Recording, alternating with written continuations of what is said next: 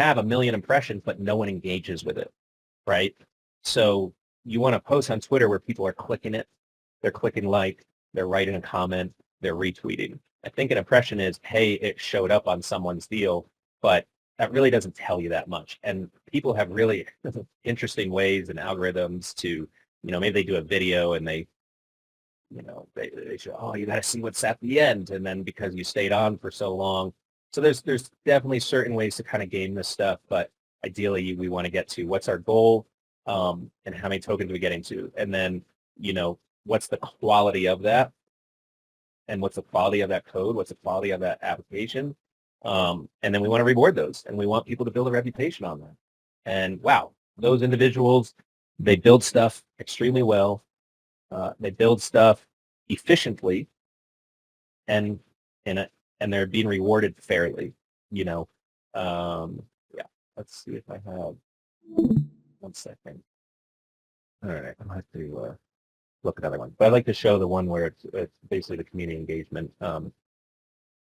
We also use another method too, which we can use, and it's where people essentially grade each other, and maybe I'll put that as an action item.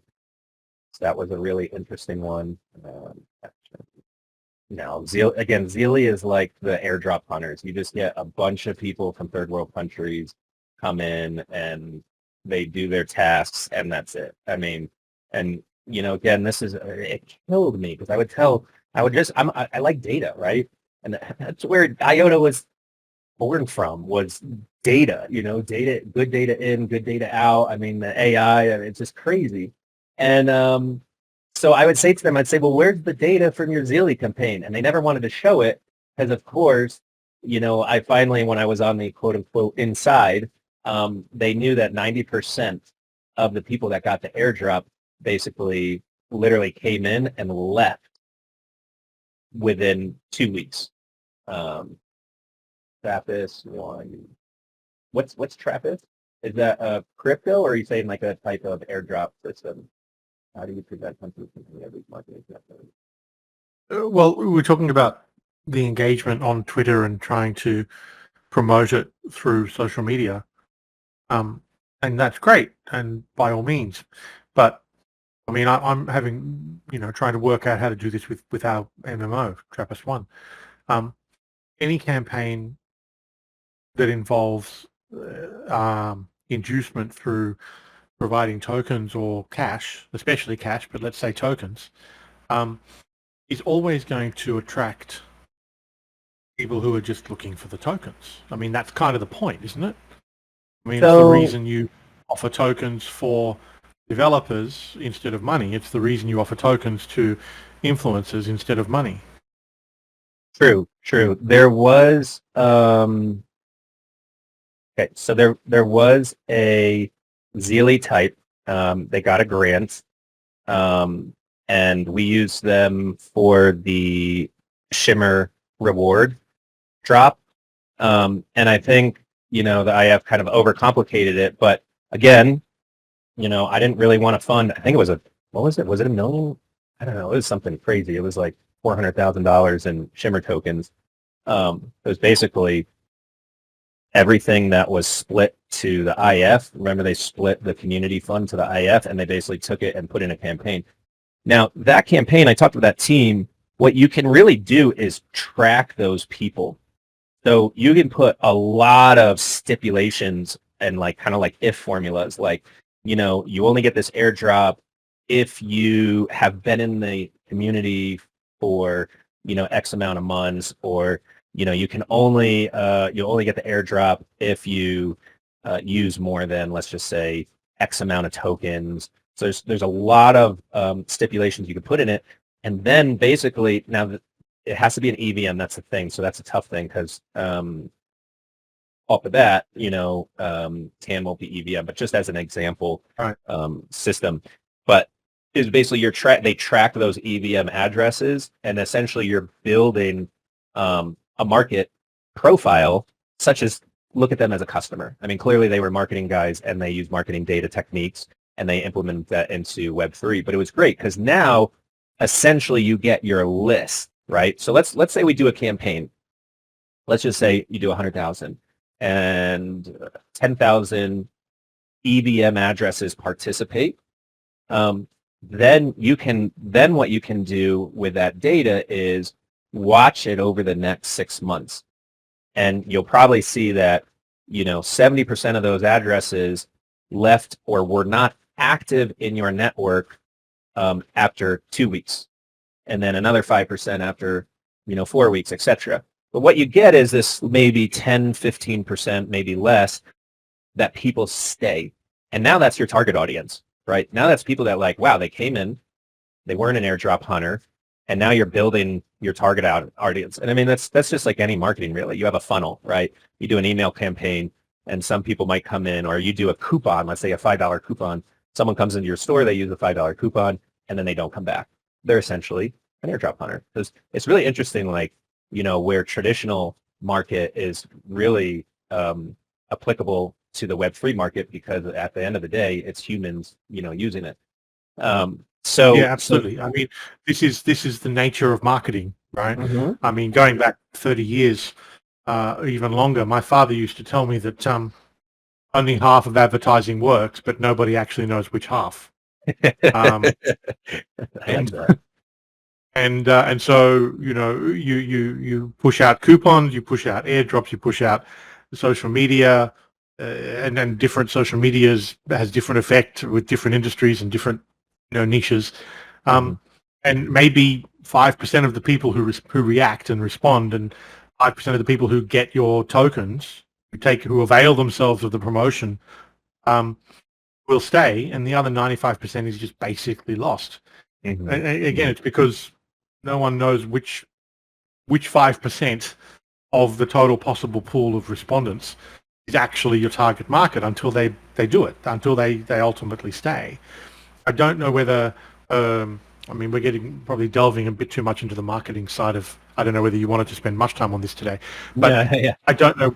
I don't know whether saying we'll give you, I mean, Bill Purster actually made an interesting point about locking token rewards for a certain amount of time. And that's an interesting idea in theory, but wouldn't that also just stop a lot of people from bothering? Well, and And it's. Go ahead. Sorry.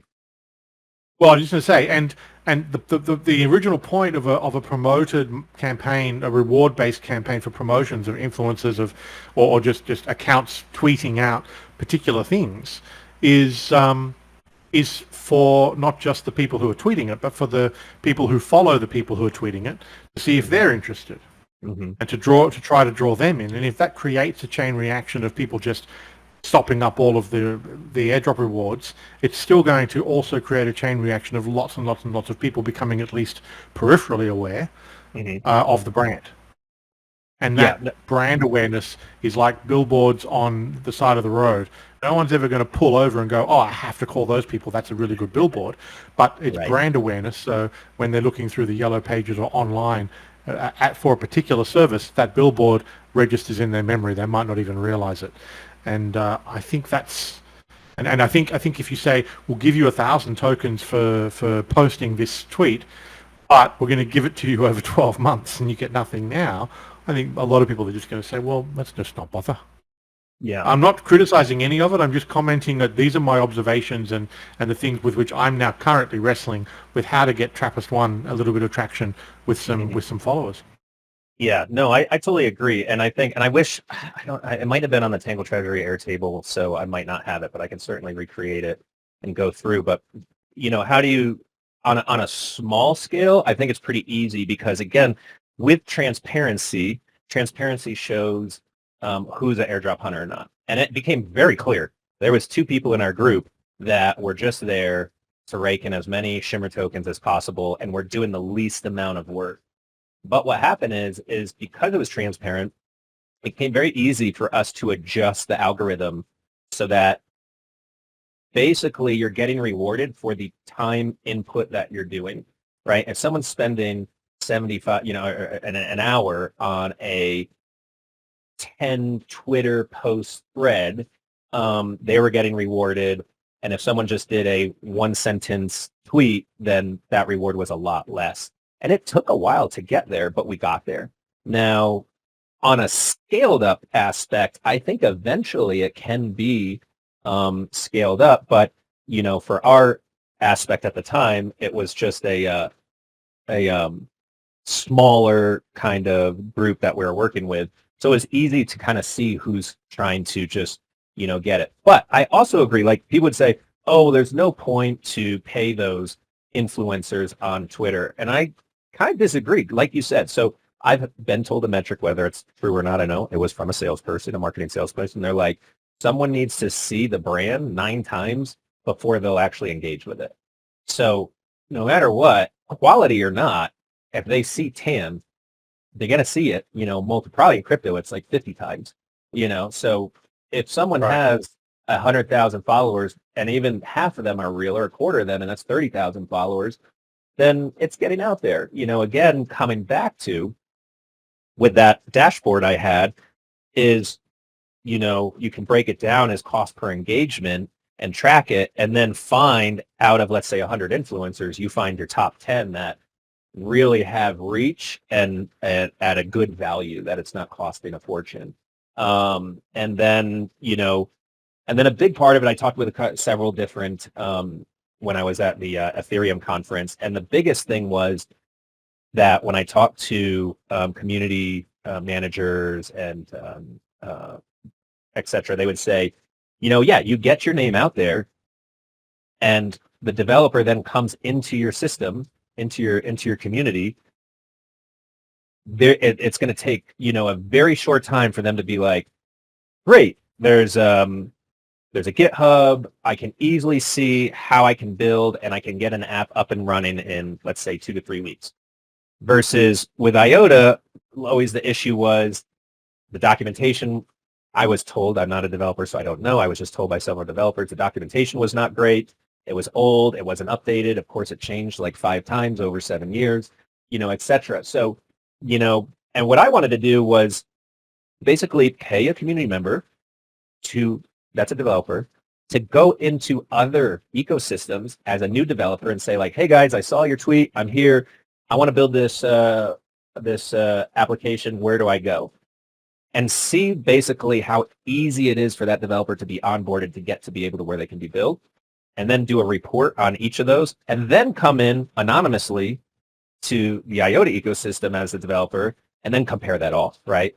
So find the best ones, see what works, see the strengths and weaknesses, do that to our own, ecosystem anonymously as a developer. Who are they reaching out to? Is there a point of contact? Does the GitHub come up easily? If they need any technical support, who do they go to, etc.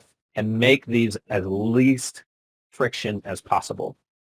So I think it's one thing to get the brand out there, get them to engage, and once they do engage, are they engaging?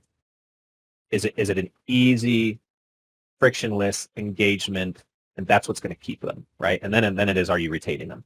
So Okay, I think you've touched on something that might be worth discussing briefly. It sounds to me then that what you're talking about with the marketing is reaching out to devs as opposed to consumers, which of course requires a different mindset. You kind of have to do both, right? Like, but definitely for it's kind of like the chicken or the egg. People will say, well, do the devs come because the money's there, because your consumers are there? Or do the consumers come first and there's nothing for them to do? Yep. Exactly. Do the consumers come because there's businesses? So I think, rather than trying to say, have 2 parties, 2 teams, oh, devs have to come first and that, which I think, as Seafarer laid out, hey, 70% goes to devs, 30% goes to, let's say, consumers, community building. And I think in the beginning, that is definitely a fair distribution because you need the developers to just get it up and going. Ideally, you need the developers to even